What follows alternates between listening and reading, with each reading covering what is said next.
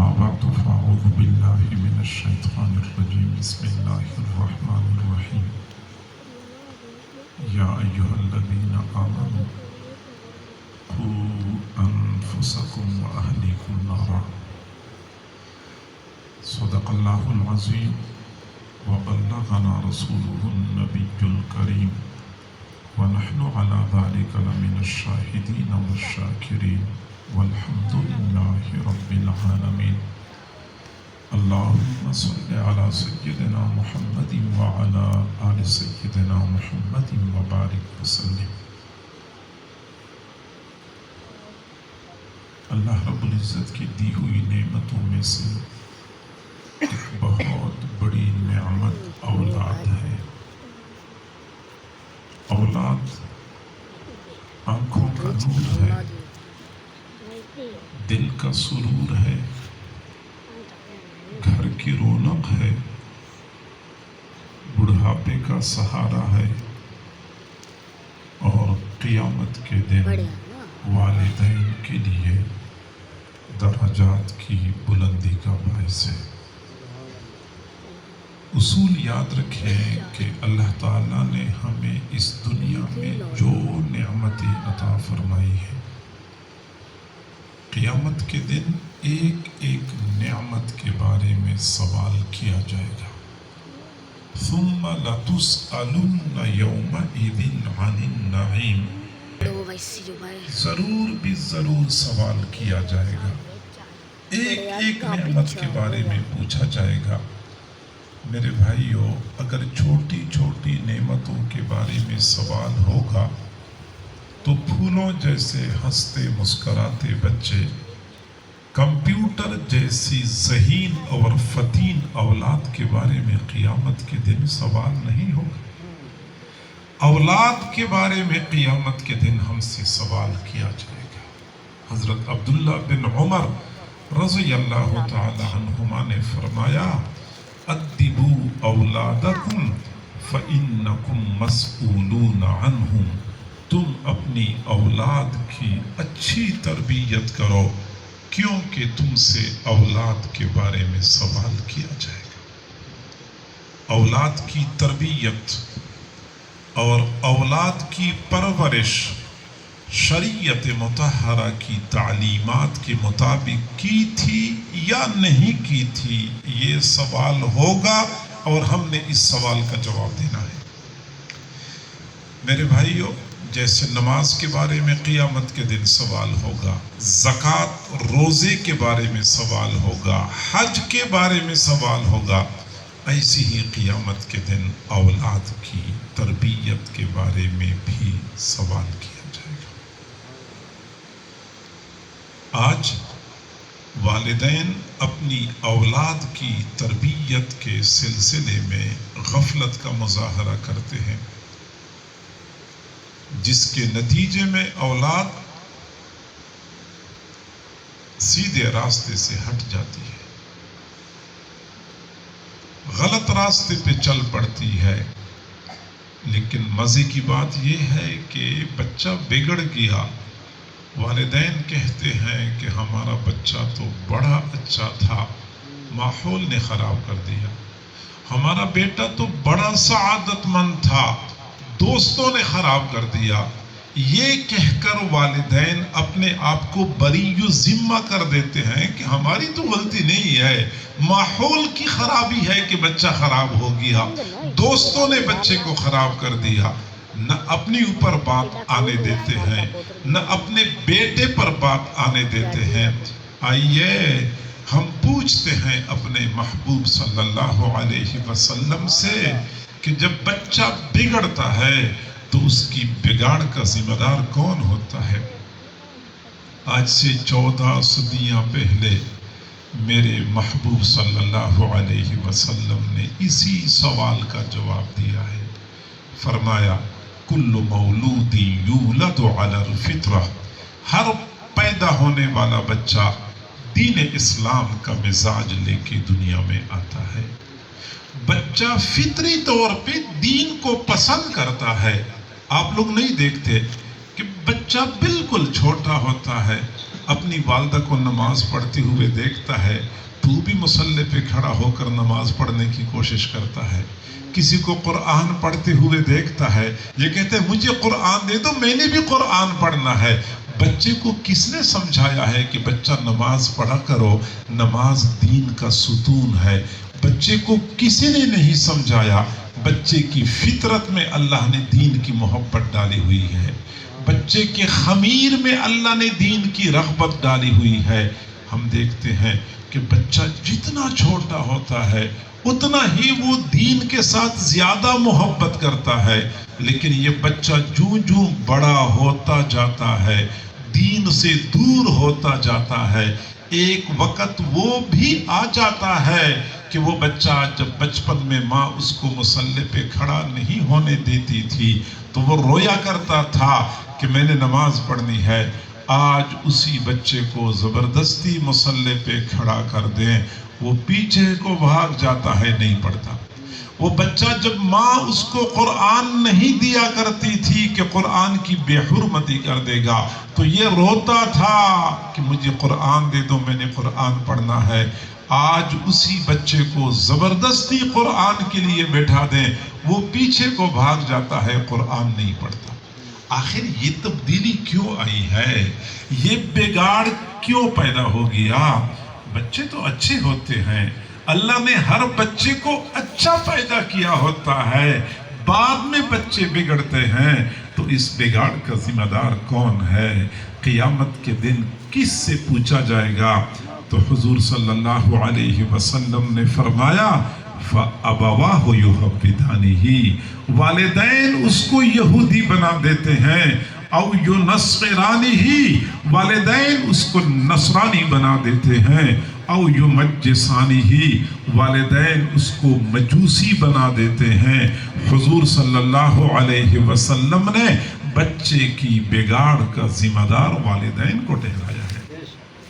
والدین اس کو یہودی بنا دیتے ہیں, اور اگر والدین کہیں کہ نہیں ہم نے تو اپنے بچے کو نہیں بگاڑا, بچہ تو ماحول کی وجہ سے بگڑ گیا ہے, تو شریعت کہتی ہے کہ ماحول سے بچانا بھی تو آپ کی ذمہ داری تھی, کیوں نہیں بچایا؟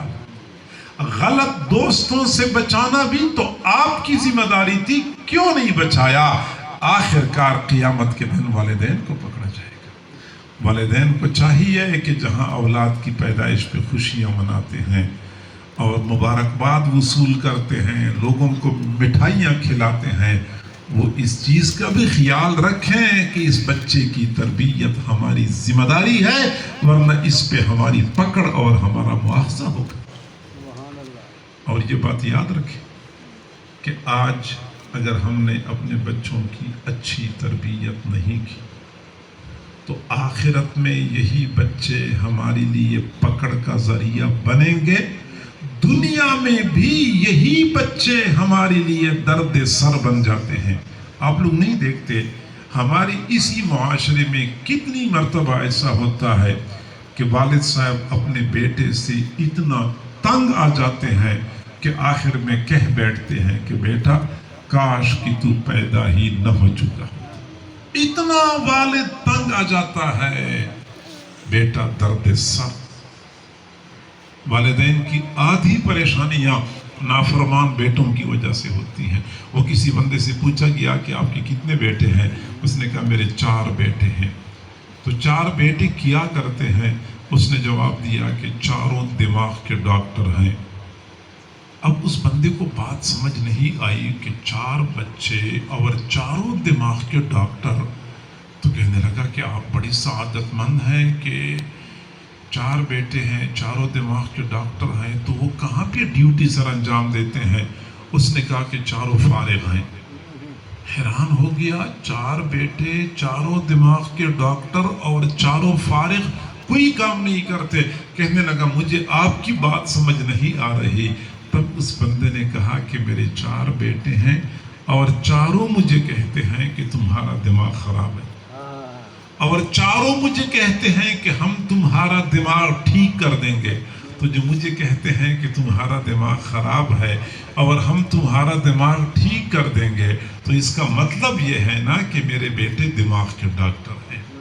جی ہاں، جب ہمارے بچوں کا دماغ خراب ہو جائے اور وہ ہمیں کہیں کہ تمہارا دماغ خراب ہے، اس سے پہلے اپنے بچوں کا دماغ خراب ہونے سے بچائیں،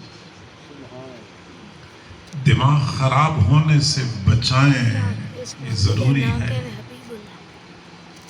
لیکن ہم نہیں کر سکتے، ہم اپنے بچوں کی اچھی تربیت نہیں کر سکتے، یا تو ہمارے پاس وقت نہیں ہے، ہم اتنے مگن ہو چکے ہیں دنیا داری میں، مال پیسہ کمانے میں، کہ ہمارے پاس بچوں کی تربیت کے لیے وقت نہیں ہے، یا ہم تربیت کرنا چاہتے ہیں لیکن ہمیں تربیت کا طریقہ نہیں آتا۔ والدین بیچارے خود تربیت کے محتاج ہوتے ہیں، وہ اپنی اولاد کی کیا تربیت کریں گے؟ تو ایسی صورتحال میں پھر ہمارے معاشرے کی اولین ضرورت یہ ہے کہ ایسے تربیتی ادارے ہوں، تربیت کرنے والے ایسے اساتذہ ہوں کہ ہم اپنے بچے ان کے حوالے کر دیں، وہ ہمارے بچوں کی تعلیم کا بھی اہتمام کریں، تربیت کا بھی اہتمام کریں، ہمارے بچوں کو اچھا سلجھا ہوا خوبصورت انسان بنا کر ہمیں واپس لوٹا دیں۔ اور الحمدللہ دینی مدارس کی صورت میں ہمارے معاشرے کے اندر یہ تربیتی ادارے اللہ کا ہم پر احسان عظیم ہے۔ اب اگر ہم خود بچوں کی تربیت نہیں کر سکتے تو اپنے بچوں کو مدارس میں بھیجیں، کیونکہ مدارس میں تعلیم کا اہتمام بھی ہوتا ہے اور تربیت کا اہتمام بھی ہوتا ہے۔ اور میرے بھائیوں، میں بڑے یقین سے یہ بات کرتا ہوں کہ جیسے پرانے زمانے میں چند نوجوان تھے جنہوں نے اپنا ایمان بچانے کے لیے ایک غار میں پناہ لی تھی اور وہ اپنا ایمان بچانے میں کامیاب ہو گئے تھے۔ قرآن مجید نے جن کو اصحاب الکہف کے نام سے یاد کیا ہے، آج اگر ہم چاہتے ہیں کہ ہمارے بچوں کا ایمان محفوظ ہو جائے تو بچوں کو مدرسے کی چار دیواری میں تحفظ فراہم کرنا ہوگا، ورنہ باہر کا ماحول آپ حضرات کو ہم سے بہتر معلوم ہے۔ اسکول اور کالج میں کیا تباہی ہے، بازاروں میں کیا فساد برپا ہو چکا ہے، پارکوں میں اور گلی کوچوں میں کیا کچھ ہو رہا ہے، ہم سب کو اچھی طرح پتا ہے۔ اپنے بچوں پہ ترس کھائیں، اپنی بچیوں پہ ترس کھائیں، ان بچوں اور بچیوں کی ایمان کی حفاظت کی خاطر، عفت اور پاک دامنی کی حفاظت کی خاطر ان کو مدرسے کی چار دیواری میں تحفظ فراہم کر دیں۔ یہ آپ کا اپنی اوپر بھی احسان ہے اور اپنی اولاد پر بھی احسان ہے۔ لیکن ہم مدرسے میں اپنے بچوں کو نہیں بھیج سکتے، نہیں بھیجتے، ڈرتے ہیں۔ کیا وجہ ہے؟ اس لیے کہ ہمارے دل اور دماغ میں ایک خطرہ ہے کہ بچوں کو مولوی بنائیں گے تو کھائیں گے کہاں سے، حافظ بنائیں گے تو کھائیں گے کہاں سے، مولوی بنائیں گے تو کھائیں گے کہاں سے۔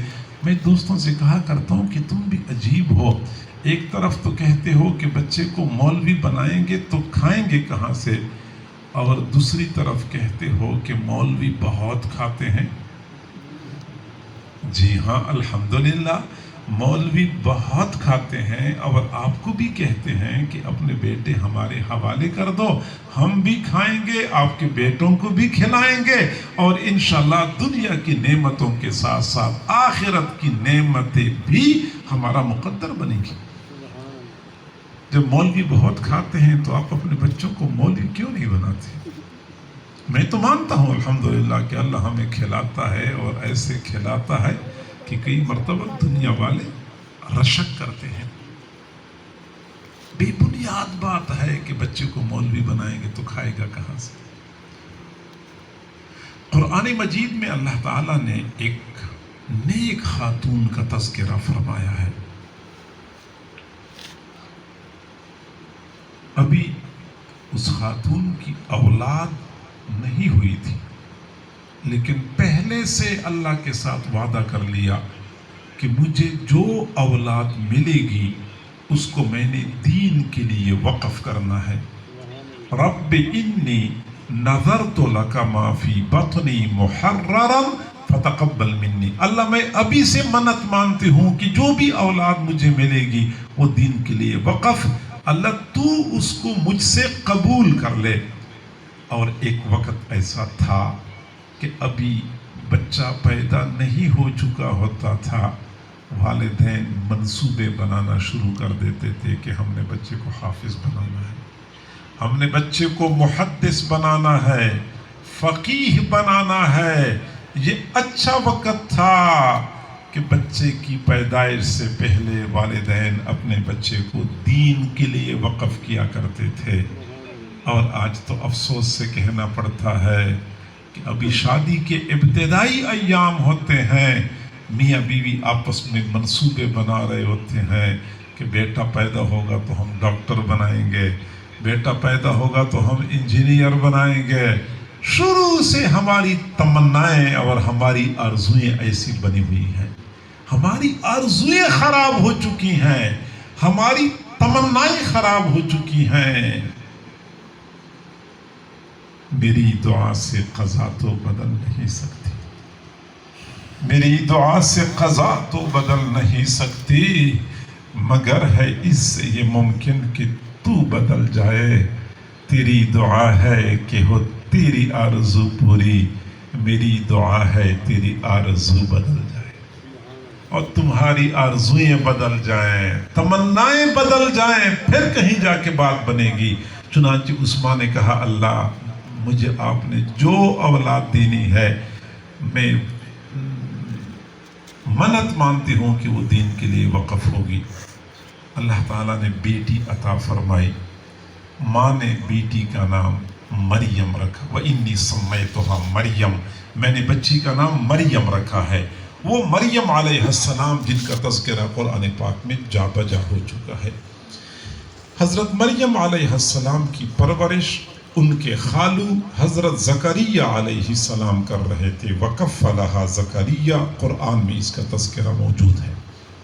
حضرت زکریا علیہ السلام کا طریقہ یہ تھا کہ جب خود اس بچی کے پاس موجود ہوتے تھے تو بچی کا خیال رکھتے تھے، نگرانی کرتے تھے، لیکن جب کہیں جانا ہوتا تھا تو اپنی بچی کو ایک حجرے میں بند کر دیا کرتے تھے، باہر سے تالا لگاتے تھے۔ مقصد یہ تھا کہ عورت ذات ہے یہ کہیں باہر نہ چلی جائے اور کوئی بندہ اس تک رسائی حاصل نہ کر لے، بچی کی حفاظت کے لیے اس کو کمرے میں بند کر دیا کرتے تھے۔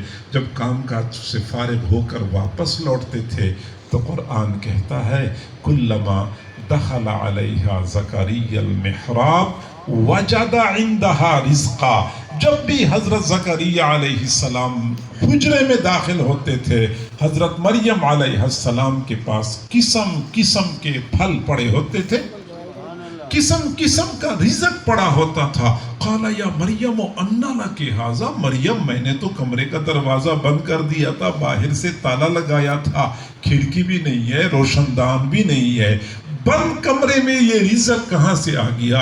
قالت ہوا من عند اللہ، یہ اللہ کی جانب سے میرے پاس رزق آتا ہے۔ میرے بھائیوں، حضرت مریم علیہ السلام کی والدہ نے اپنی بیٹی کو اخلاص کے ساتھ دین کے لیے وقف کیا۔ اللہ نے بند کمرے میں ان کے لیے قسم قسم کے رزق کا انتظام کر دیا۔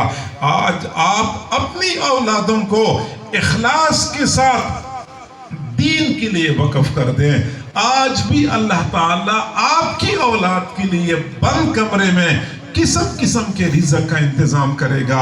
آج سے ہزاروں سال پہلے میرے اللہ کا جو قانون تھا آج بھی وہی قانون ہے۔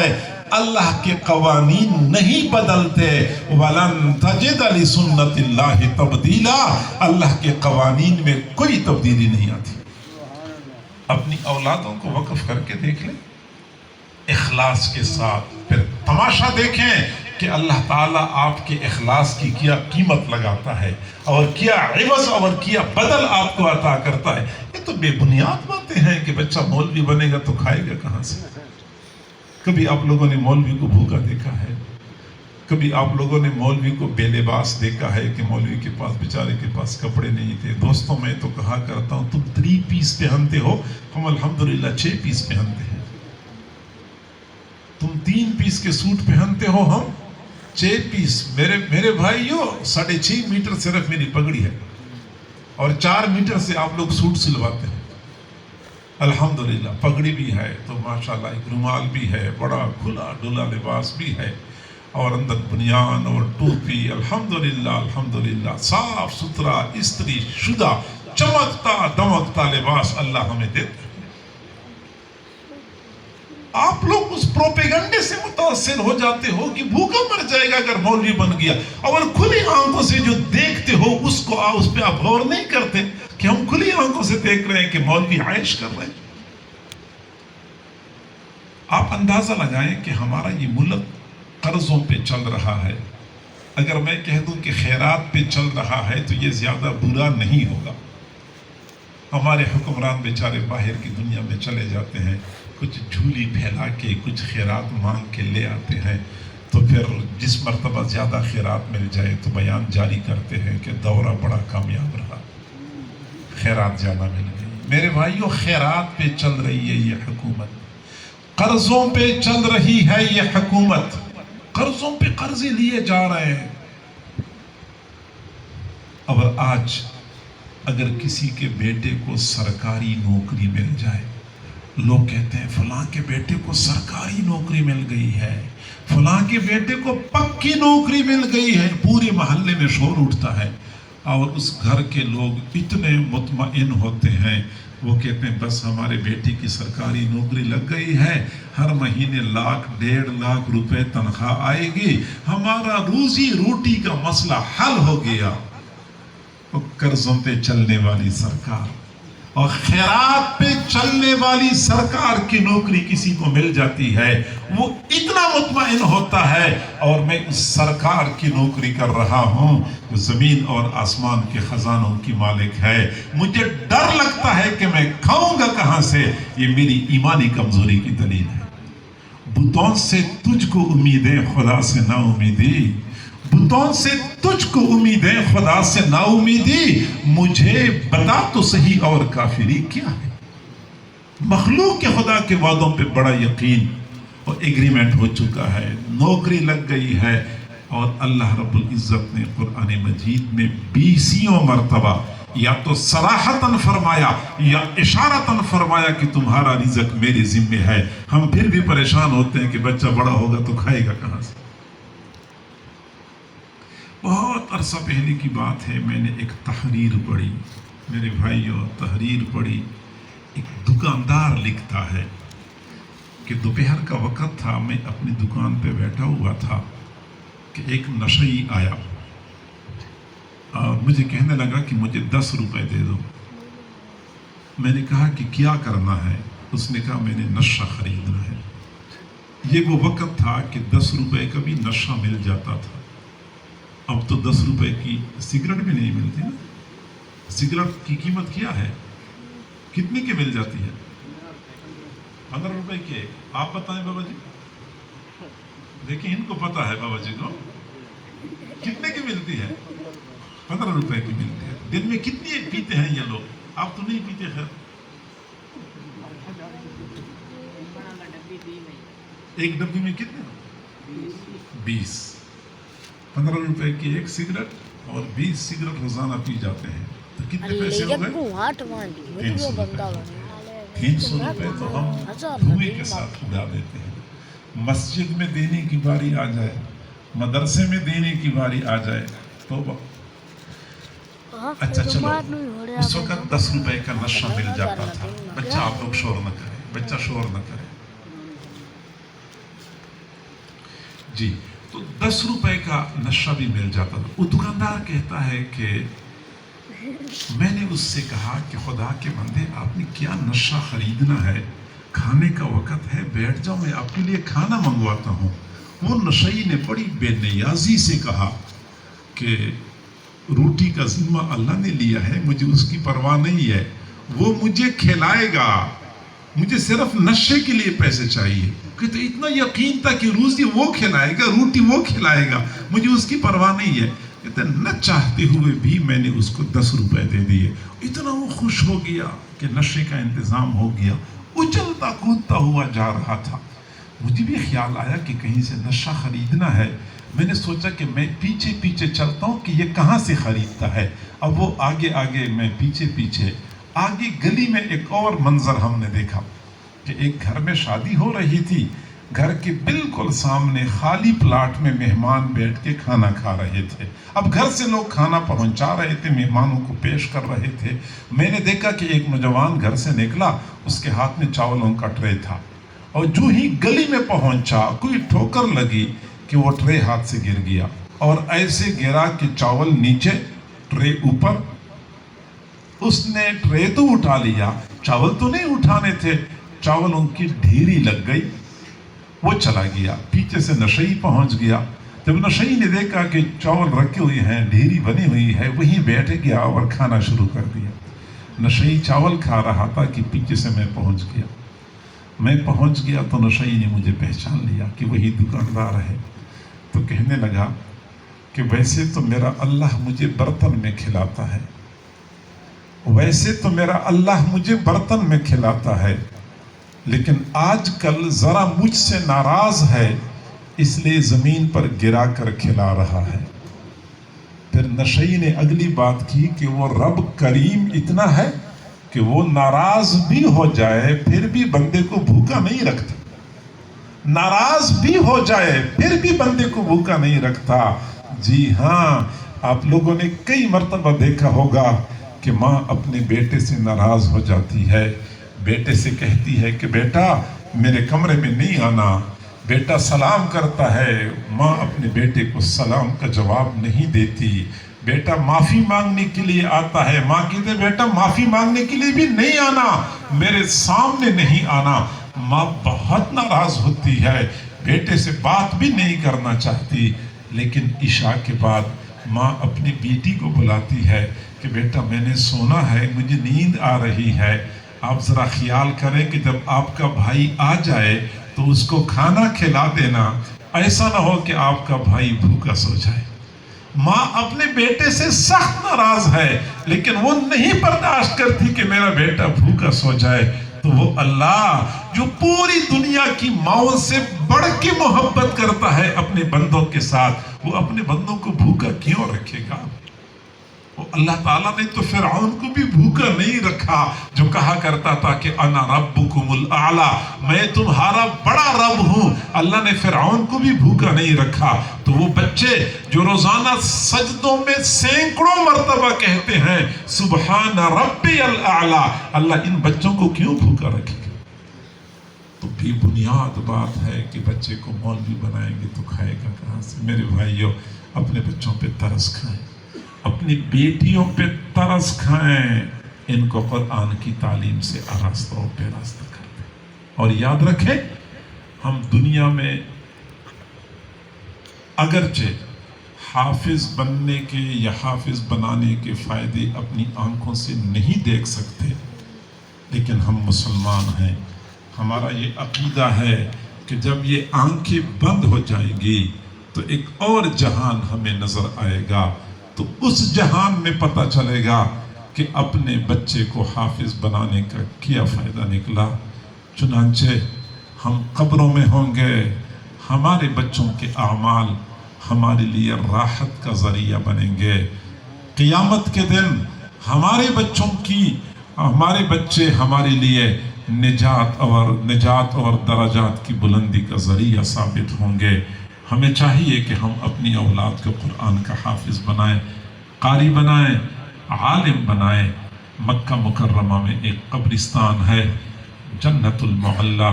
اس قبرستان میں ایک بزرگ دوپہر کے وقت درخت کے نیچے لیٹے ہوئے تھے. وہ فرماتے ہیں میں نے ایک عجیب خواب دیکھا کہ قبرستان کے مردے قبروں سے نکلے ہوئے ٹولی کے شکل میں بیٹھے ہوئے ہیں. کہتے ہیں میں بھی وہاں قریب جا کے کھڑا ہو گیا. پھر میں نے ایک اور منظر دیکھا کہ باہر سے ایک آدمی آیا اور اس نے آواز لگائی کہ او لوگوں اپنا اپنا حصہ وصول کر لو.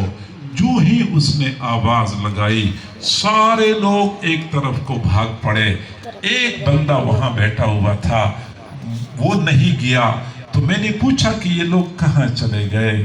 اس بندے نے کہا کہ قبرستان میں کوئی بندہ آ جاتا ہے، سورت فاتحہ پڑھتا ہے، سورت اخلاص پڑھتا ہے، ثواب قبرستان کے مردوں کو بخشتا ہے۔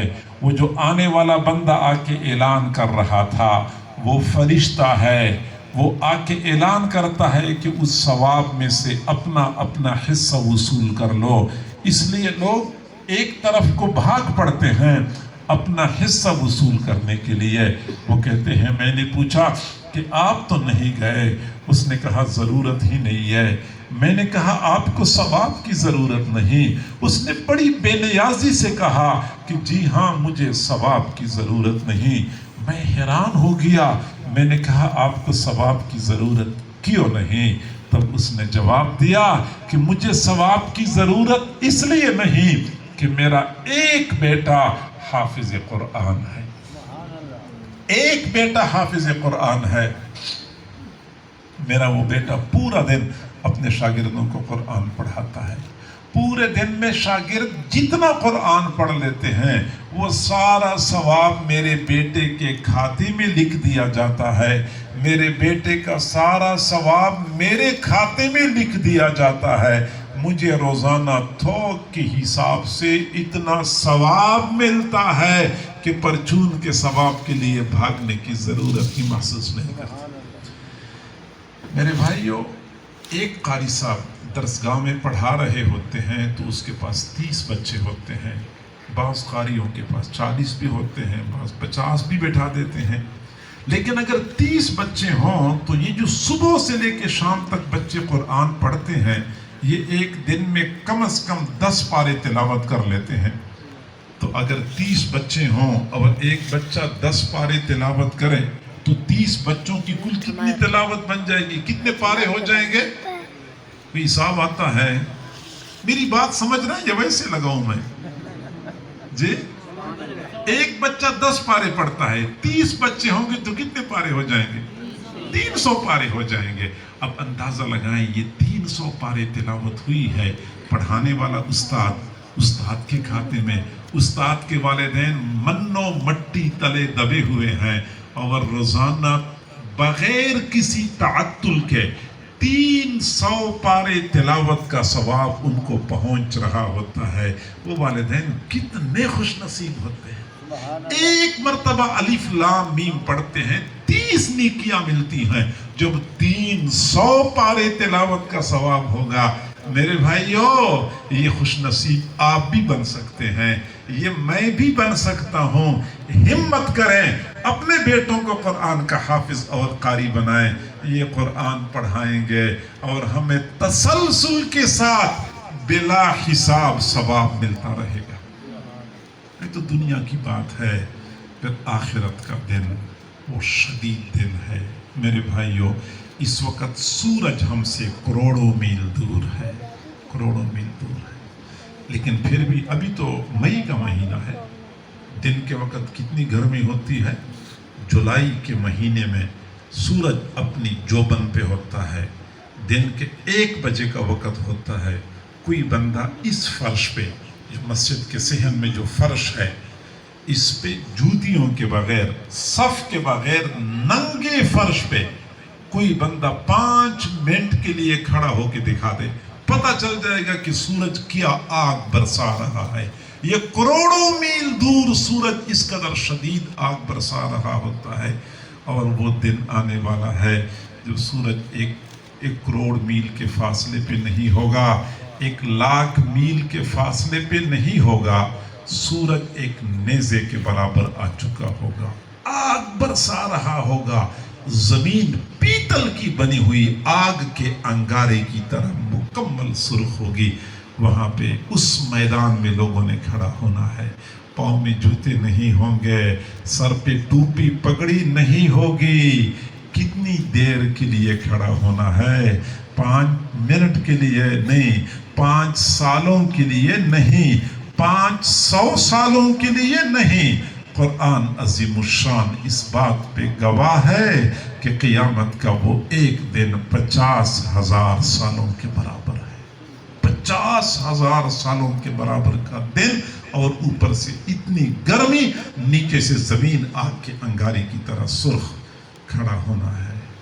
میرے بھائیوں، میں تصور کرتا ہوں کہ میں نے بھی کھڑا ہونا ہے، آپ نے بھی کھڑا ہونا ہے، اور کھڑا ہونا دشوار ہے۔ کبھی ایک پاؤں زمین پہ رکھتے ہیں، کبھی دوسرا پاؤں زمین پہ رکھتے ہیں۔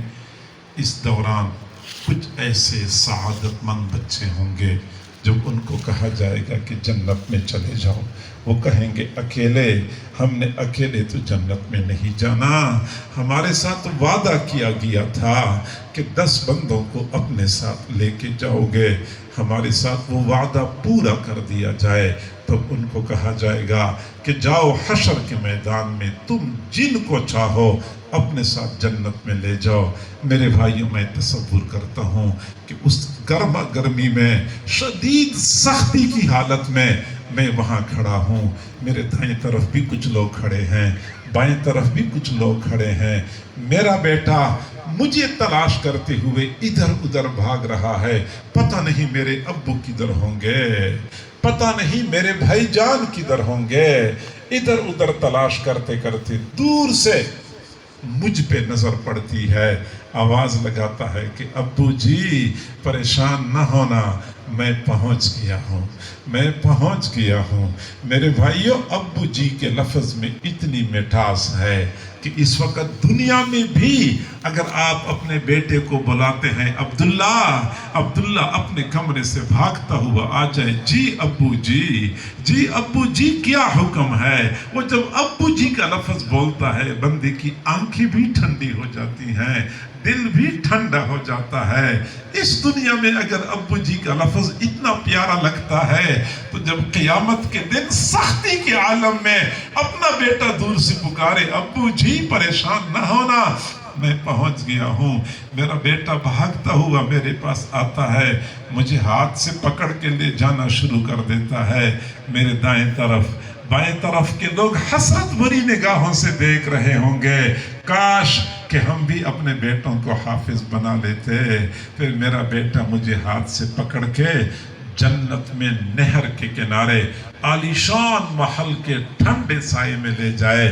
اس دن پتہ چلے گا کہ اپنے بیٹے کو حافظ بنانے کا کیا فائدہ نکلا۔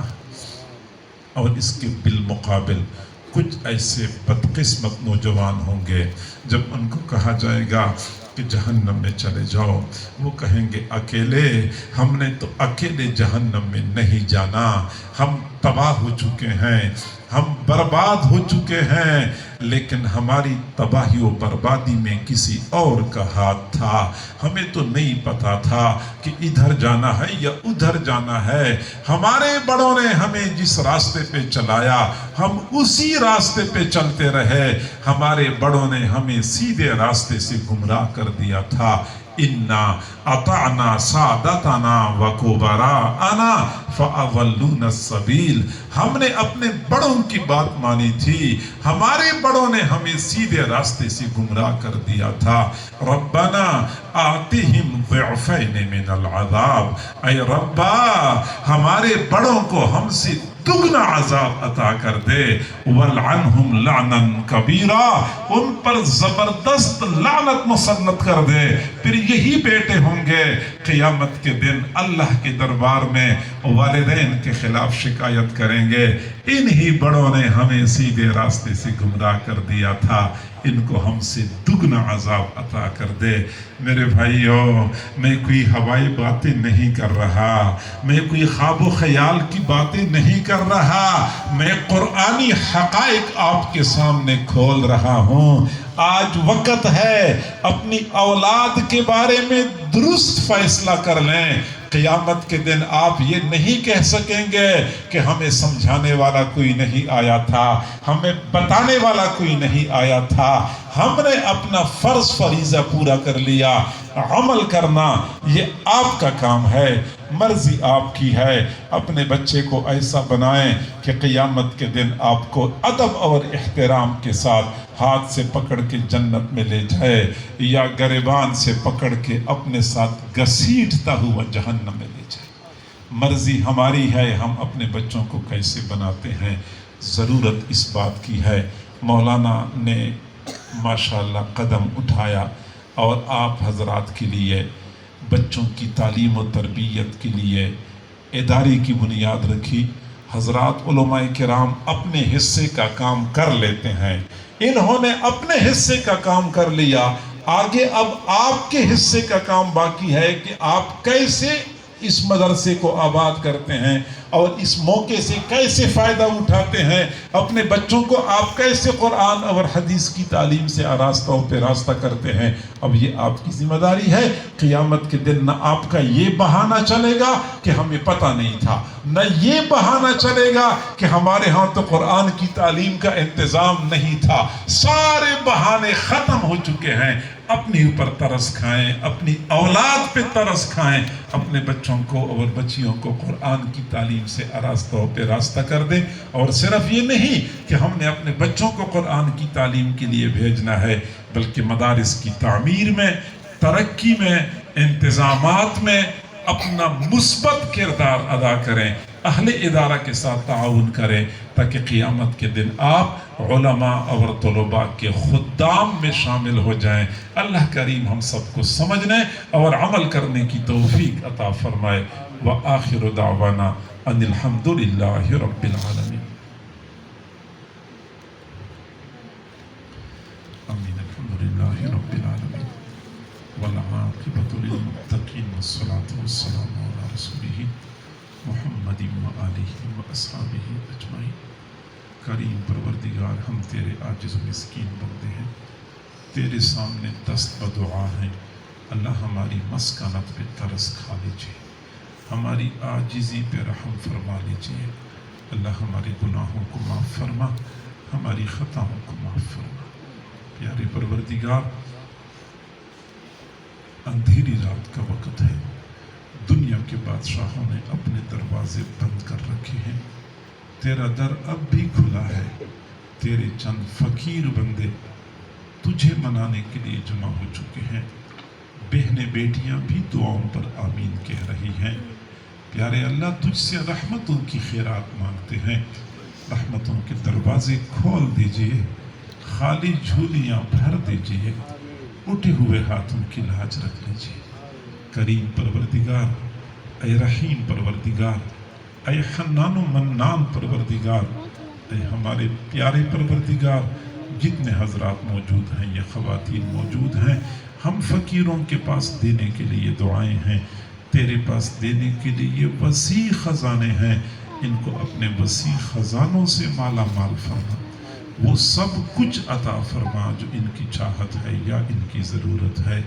اے اللہ، زندگی میں کبھی بے سہارا نہ فرما، کبھی بے آسرا نہ فرما. قدم قدم پہ اپنی دستگیری فرما. بے روزگاروں کو روزگار عطا فرما، بے اولادوں کو اولاد عطا فرما. بیماروں کو شفا نصیب فرما. جن کے والدین عزیز و اقارب فوت ہو چکے ہیں ان کی مغفرت فرما. جن کے گھروں میں رشتوں کے مسائل ہیں، مسائل کو حل فرما. پیارے اللہ، گھر میں جوان لڑکی ہوتی ہے، رشتے نہیں آتے، بچی کی عمر ڈھل رہی ہوتی ہے، والدین سے بچی کے سفید بال دیکھے نہیں جاتے. وہ کس کو دل کا ٹکڑا سنائے، وہ کس کے سامنے آنسو بہائیں. اے بے قصوں کے دستگیر، اے ٹوٹے دلوں کو تسلی دینے والے، اے بے سہاراؤں کا سہارا بننے والے، اے خالی جھولیاں بھر دینے والے پروردگار، تمام حضرات اور خواتین کی تمام نیک تمناؤں کو پورا فرما. پیارے اللہ، بہت سارے ایسے لوگ ہوں گے جن کے دلوں میں چھپے ہوئے غم ہوں گے، وہ کسی کو بتا بھی نہیں سکتے ہوں گے. اللہ، تو دلوں کے بھید جانتا ہے. ان چھپے ہوئے غموں کو ختم فرما دیجئے. سب کو اپنے اپنے گھروں کی خوشیاں نصیب فرما. گھریلو نفرتوں کو محبتوں میں تبدیل فرما. لڑائی جھگڑوں کو اتفاق و اتحاد میں تبدیل فرما. تنگی کو فراخی و فراوانی میں تبدیل فرما. پیارے اللہ، سب